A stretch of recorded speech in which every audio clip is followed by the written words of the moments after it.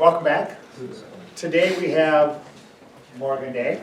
And she can introduce herself in grander terms here, but please make sure that we have those letters turned in from last week's speaker. And then for Thursday, our plan is up. Sure, I won't be here. Mr. Richmond will be here, so. No class. No class. Hey, maybe we'll have a pizza party or something, huh? Yeah, yes. But plan on Thursday up on the shelf. Okay? All right, so I'm gonna turn it over to Morgan. How do I change this, just tap? Yeah, so if you tap it, It usually the arrows works. pop up and then you just Okay. tap it, so. Okay, You're cool. probably stand on That this would side. know. That's fine, I'll stay over. Okay. All right, hi, my name is Morgan. You can call me Dr. Day, Dr. Morgan, it doesn't matter, but I am a chiropractor. Born and raised in Wausau, I'm actually a West grad, and I practice in Weston. How many of you, raise of hands, have been to a chiropractor before? Okay, handful. How many people have known of someone, like family member, anything like that, that's been to a chiropractor? More hands? How many have seen a TikTok? A chiropractic TikTok? All love TikTok. Okay, that's what I figured. Okay, first things first. So, for those of you that don't know, chiropractic is what we call a non-Western or non-traditional medicine or care. So basically we fall in the complementary versus alternative care compared to mainstream medicine, which is your Western or your traditional. Your Western and traditional is going to be your pharmaceuticals, your drugs, your medications, your surgeries, your chemo, your radiation, that type of thing. Your non-traditional is going to be your chiropractic, your PT, your acupuncture, functional medicine, massage therapy, aromatherapy. There's a ton of new things that are up and coming to just help take pressure off of the mainstream and traditional and help promote healthy lifestyles. And if you guys have any questions along the way, just let me know. So a little background on like how to become a chiropractor. So typically most chiropractors go to school for average of 7 to 8 years post a high school diploma. So myself, I was a West grad from 2011. Did my undergrad, I was a biology major, started at Point, finished at La Crosse, and did my grad school work at Logan University in St. Louis, Missouri. And that's where I got my doctorate. Any questions with that? So I put this on here to kind of just give you a show, like, to be a chiropractor, it's actually a pretty rigorous curriculum. So if you see the amount of hours and this is kind of deceiving, but we do go to school for quite a while and it's pretty in-depth. And in regards to that, like, we learn the body from head to toe. And that's mainly because they teach us to be a primary care physician so that we can triage depending on who we see. Now, it doesn't show on this like residency and what it takes to become a surgeon or internships or anything like that, like an MD or DO will go, that's just skyrocketed. But we do have a lot of training that we go through, not only to know how to diagnose and evaluate, but then how to treat as well. So has it always been big numbers, or is it? 'Cause Um, I know like therapists used to be, yes, so go to therapy, boom, now they. yes, in the recent years, so actually that's kind of why I became a chiropractor, is because when I went to school, chiropractors compared to PTs, we didn't have to have a referral because we are a doctorate program. PTs now are a doctorate program, so you don't need a referral from like an orthopedist or a primary care physician. So that's what actually steered me to being a chiropractor, because I could evaluate, diagnose, and treat and rehab a patient all by myself. I didn't need someone else to be like, here you go, this is what I want you to do. Whereas now, PTs have actually changed and they are their own doctorate. So their level of schooling has changed significantly. So prior to that doctorate, this is probably halved, if that makes sense. But as far as chiropractic, that's been like that for a while.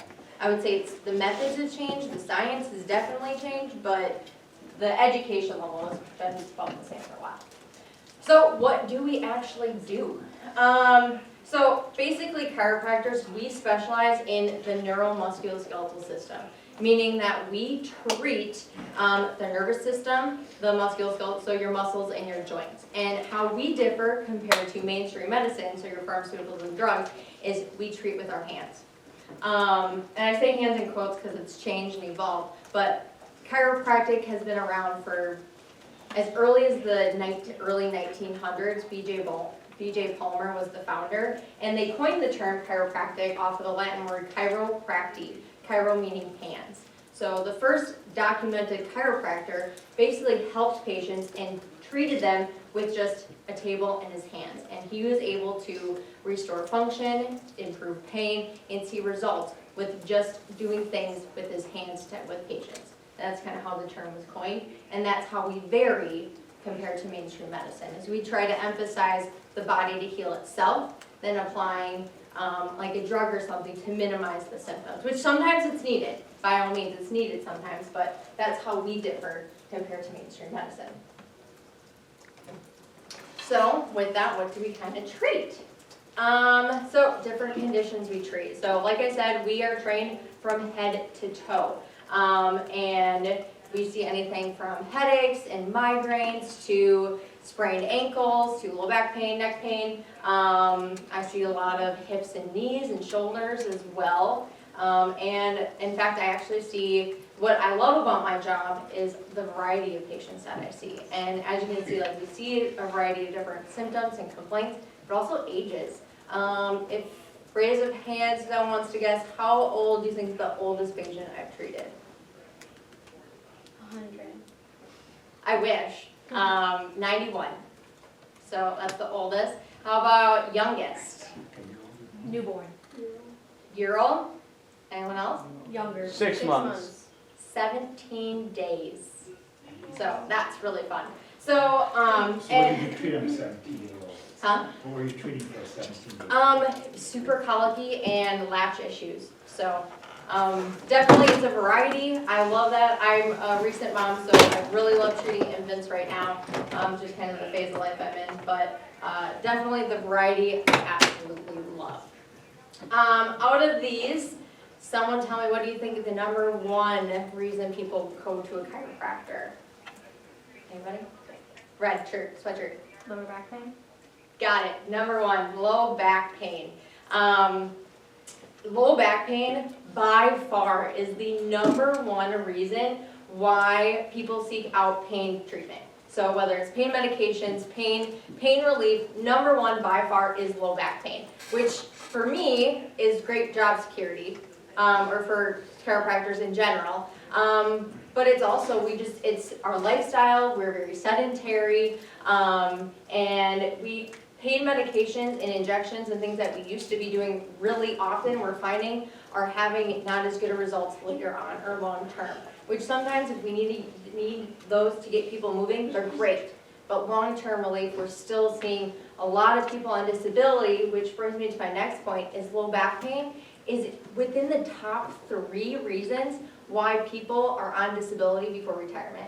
Which is unfortunate, because myself, I got into this job because I want to help people. I don't want to see them in pain. And people are on disability, they're in long-term pain, and you don't want to see that. So unfortunately, low back pain is up there along with like cancer and cardiovascular disease. How do you treat carpal tunnel? Couple different things. So number one, carpal tunnel is basically it's irritation of a nerve coming from your neck. So it can originate at your neck, it can originate at your shoulder, at your elbow, or your wrist. So first you have to determine where it's located. A lot of times it's just stretching out where that nerve can be pinched or entrapped. So doing a lot of soft tissue work at the wrist, the forearm, elbow, the neck, and manipulating the neck, manipulating the elbow, manipulating the wrist. That's like your pops and cracks and joint manipulation that a lot of people see on TikTok videos or what they're used to. Laser therapy, that's another really good one. Ultrasound is sometimes used. I don't have ultrasound in my practice, but that can be used because the deep heat helps relax the soft tissues. So, any other questions so far? Okay. Let's see. Okay, so chiropractic techniques. biggest things that I did not know before going to chiropractic school, because I was not adjusted growing up, or I didn't really know about it until I was in college. And the biggest thing is the variety of chiropractic techniques. There's so many different techniques, and they're kind of like a tool in the toolbox. So a lot of chiropractors have several techniques that they specialize in, because not every patient is different. Like my 91-year-old patient is a lot different than, say, you would stroll through my office and work on you, or my 17-day-old infant that came in. And so the biggest thing is I'll see a lot of people that, or even talk to people that are nervous about going to a chiropractor, or they say, I've heard really bad things, or I had a really bad experience in the past, and I try to emphasize to them that what happened to them may not be the case for everyone.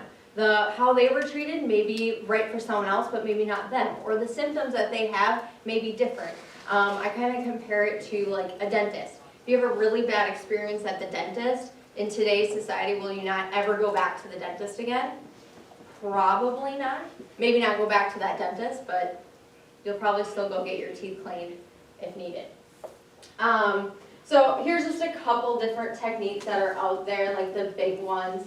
Back in the day, like early 1900s, like I said, it's just with their hands. So just your manual adjustment, that's like your typical TikTok video, like the loud popping, cracking sounds, that is your manual hands-on adjusting.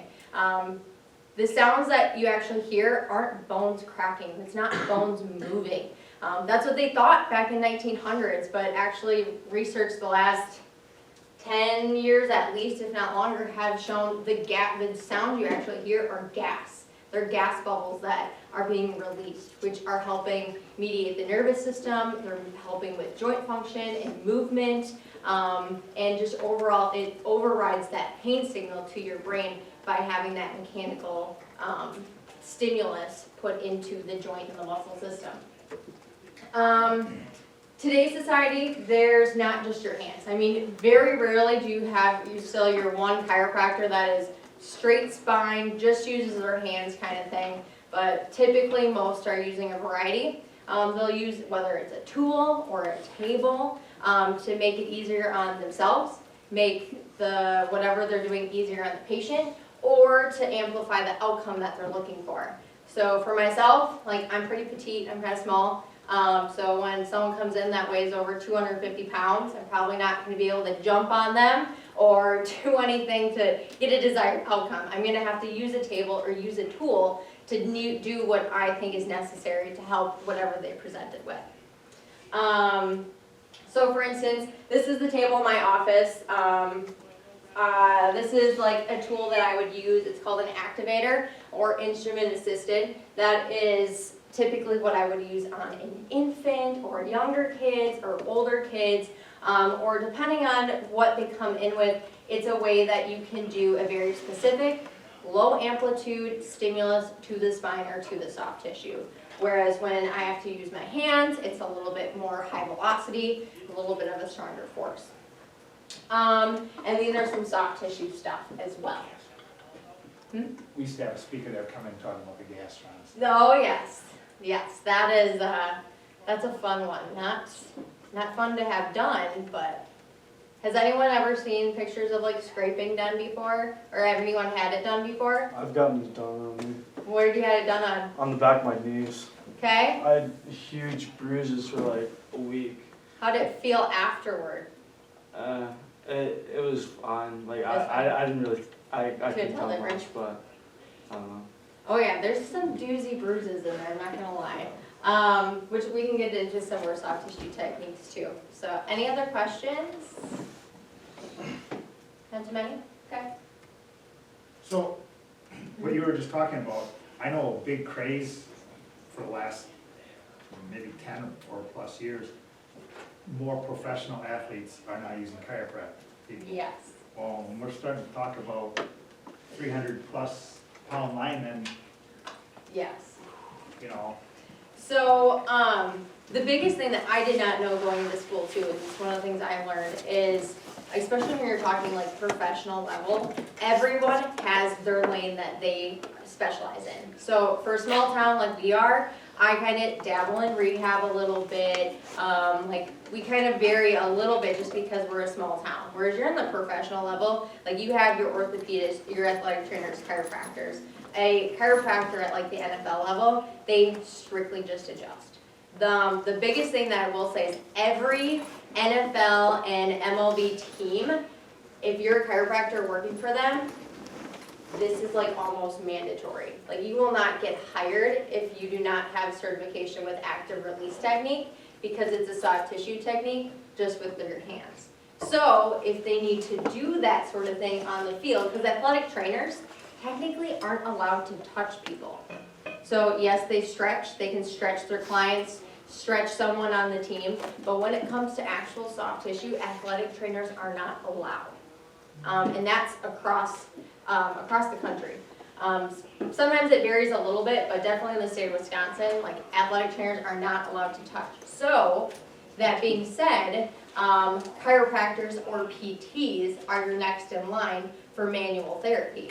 So all chiropractors and PTs for that matter that are associated with big professional teams are certified in this soft tissue technique because a lot of times, especially at that level, you need something to be on the field or when you're away, something that can be on the go that you can do as well as be able to manipulate as well.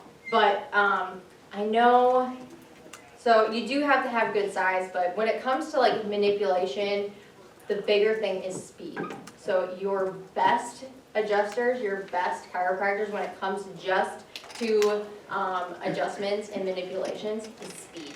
It's all about the timing, all about finding that restriction and the speed. So I wish I had a picture, but the Detroit Lions chiropractor is actually female.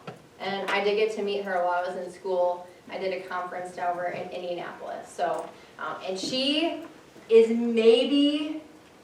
she's probably got maybe 15 pounds on me. She's super tiny, but she's one of the best adjusters just because of her speed. And so she can work on alignment and do that kind of thing just because of how she uses her body and puts herself in the best way to help the patient. So it's all about speed and just body mechanics too. So yeah. Any other questions? That's a really good question. Okay. So a little bit more about myself. So I work at Ripple Chiropractic. We are located in Weston. I've been there for about 3 years. Myself, I specialize in manual adjustments, so what we call Diversified or Thompson. Also use the tool, like I said. I do because I was an athlete, and our clinic as a whole treats a lot of athletes. We do specialize in soft tissue, which is I would say kind of atypical for like true chiropractic. True chiropractic is just your spine, just your hands. So we do a lot of that. So I am certified in ART, full spine, Graston, which is the tools, the bruising, like he said. Dry needling is actually a new one. So dry needling has been used by PTs for some time and actually chiropractors as well. However, the state of Wisconsin has very, very tight limitations and scopes of practices for certain individuals, one being chiropractors. And it wasn't until last December, so December of 2020, that we could start dry needling. So I have a lot of classmates who have been practicing it since we've been out. That's a newer technique that I've been training and developing in, which it's been really fun to see outcomes of patients with that. Is it for everybody? No, because it does hurt and it does involve needles, which is not as pleasant, so to speak. But I tell my patients all the time that my motto is no pain, no gain. So, granted, that's not for everybody, but when it comes to like pain, especially when we're involving the neuromusculoskeletal system, there's going to be a little bit of pain. I'll see a lot of patients that say, oh, I tried PT and PT didn't work. Well, what did you do? And he's like, well, it hurt me too much. I'm like, well, you got to follow through. Most of the time, like a good PT, you're going to be sore. It's going to feel like a workout afterwards. So a lot of times, it's all about communication too, to tell the patient, like, hey, this is what you're going to be feeling. If it's too much, patient tolerance and their pain levels vary so much. So I love when patients come in like, oh, I have a high pain threshold. What would you rate the pain? 9 out of 10. So that's always, you're in for a treat. Let's see. Cupping is another one, so Michael Phelps kind of put that on the board for everybody. We do a little bit of that. And laser therapy is kind of like our anti-inflammatory for those that are like really acute when you're getting a lot of burning pain or weakness or anything like that. Laser therapy is really good for that, or arthritic pain, things like that. The kinesiotaping, that was a big craze for a while. I don't see it as much now. It's definitely not as big now, and I would say even in the last 3 years, I taped a lot in the beginning and haven't taped as nearly as much as I do now. But I like to say K-tape is kind of like a Band-Aid. It helps in the meantime, but usually there's a reason why we're taping. Whether it's a weakness, whether it's some swelling, or whether it's a neuromuscular like re-education. So a lot of times you'll see patients where their foot has, whether they have no arch or support in their foot, and now they have knee and hip pain. Well, a lot of times all we have to do is fix that arch with either an arch support or taping the muscle that supplies that inner arch and supporting that until we can get that strengthened to alleviate the knee and hip. So you kind of got to look outside the box too, which being chiropractors specializing from head to toe, we can look at not just the sources, not just the symptoms, but what's actually causing the source. We saw a lot of that during the Olympics. I mean, not this last one, but the 4 or 8 years Yeah. ago, whatever that Yep. one, it was really huge. Yes. And I Volleyball. Oh yeah, and so that's the biggest time where I use it is for an athlete that's in pain, that's playing currently. So to keep them playing, to keep them on the field, keep them on the rink, keep them in the court, something to aid in how to like biofeedback or to relieve the pain itself. So that's probably where I use K-tape the most. Whereas some people were using it like instead of a brace or a support, which is not the purpose of a K-tape. Oh, so kind of going along with that lines, I also get a lot, because I do a little bit of rehab, K-tape, do soft tissue compared to a normal chiropractor. People ask me, well, what's the difference between you and a PT?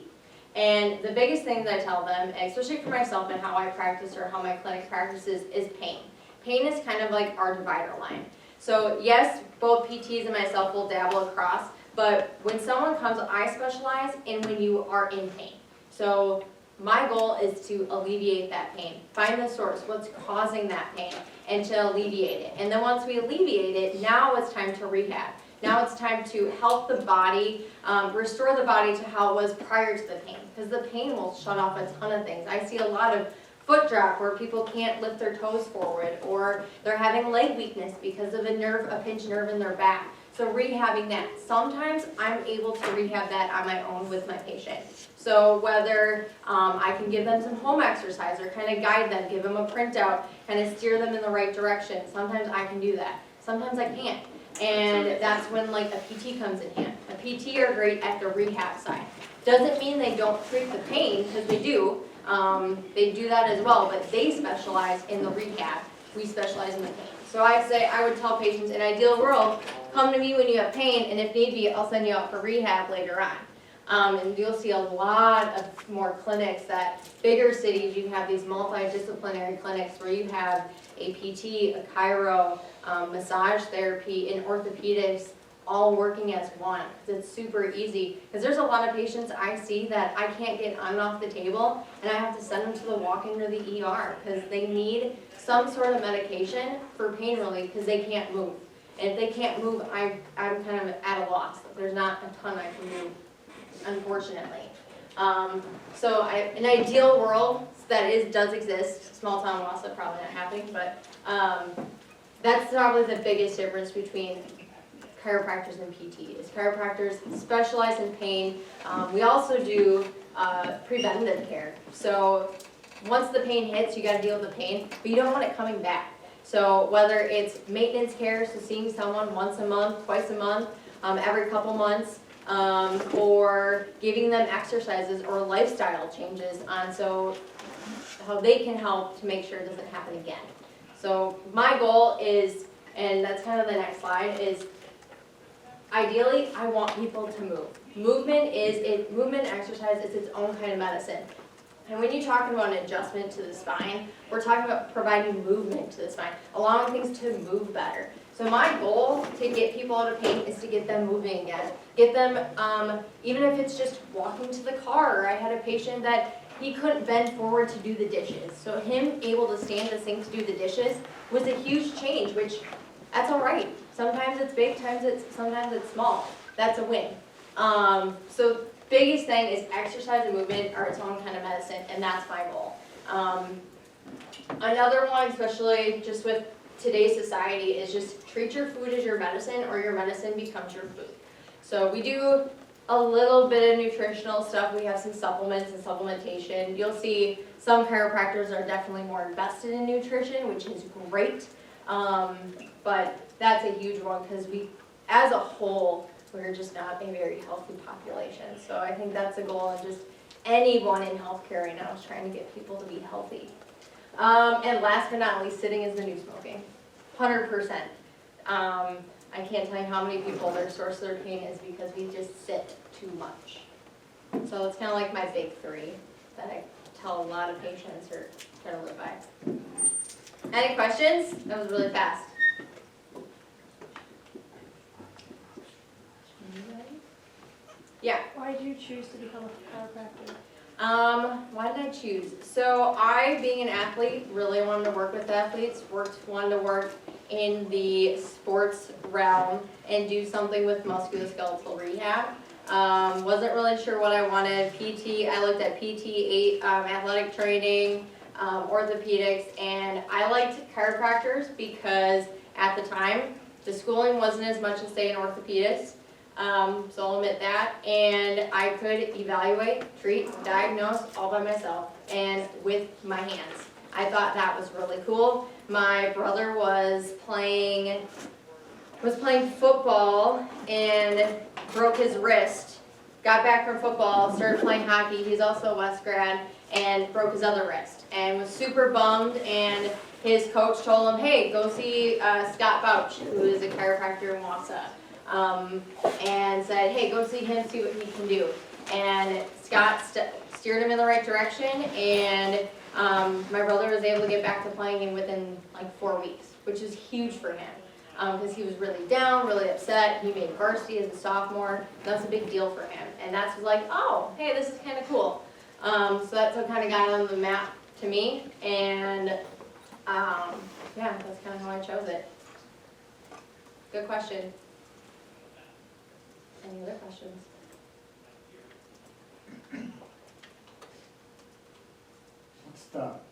Is there something that they're dealing with now with the chiropractic heat? Some Oh, like ice versus heat? thermal, So I will say, I think you're going with this, but it used to be when you have an injury, like rest, ice, compress, and elevate. That was the protocols everybody lived by.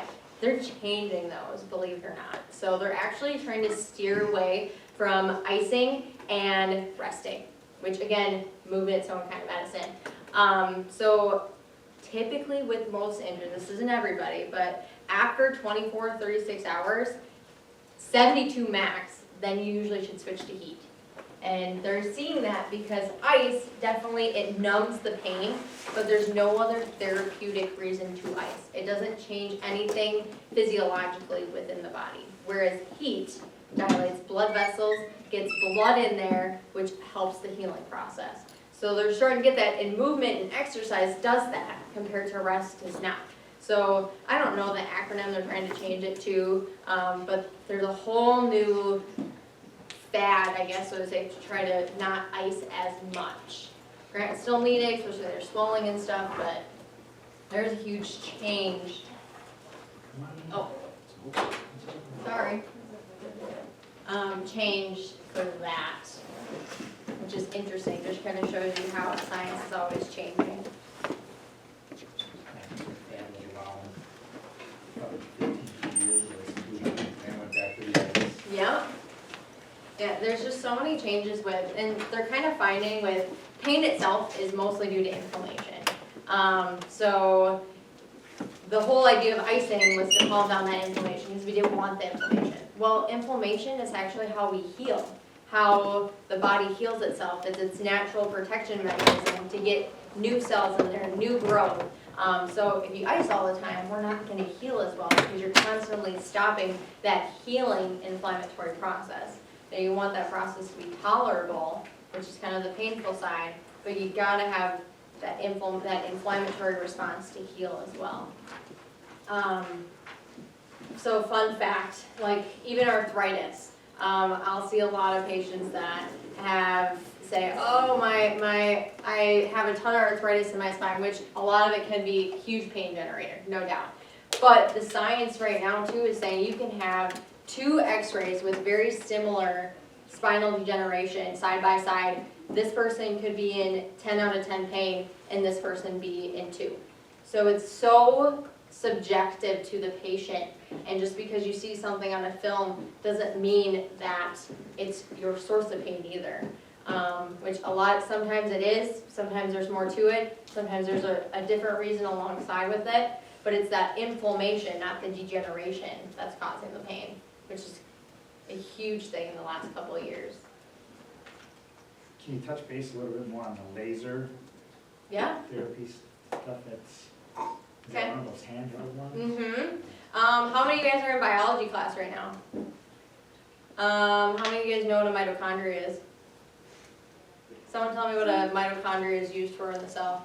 Powerhouse, ATP. Yes. So laser therapy. Laser therapy, you have your different types, but it's basically light energy. The light energy is no different than like how a tree uses light energy to convert to chemical energy, aka ATP. So light energy is high frequency photons that are emitted to eliminate mitochondria to produce more ATP. So it allows your cells to have more energy. It's also a deep heat because it is light, so now you have more oxygen. You're dilating the blood vessels, so you have more energy, more oxygen, more nutrients. It just optimizes the healing environment. So it helps with the healing process as well as it's a healthy anti-inflammatory. Yeah, my lungs when I had. Yes, the first time someone came in and asked about it because of COVID, and I was just like, it makes sense, but I haven't. But yeah, some people have used that. But yeah, that's a very popular one. Unfortunately, it's not covered by insurance yet. But maybe someday, we'll see. Speaking of that, what is the coverage? Let's say you must have go in Okay, and so biggest thing is if a provider is in network. So that's number one. Some networks, you'll have a ton of chiropractors. So usually you just call your insurance company, or even the chiropractor that you're going to look at, and they'll tell you if they're a network or not. If not, sometimes you can still pay out of network, which is fine. And most chiropractors have some sort of cash discount if you don't go through insurance. Say if you are a network, you are with insurance. Some insurances are, you have so many visits per injury and that's it. Sometimes you can ask for more. Sometimes you have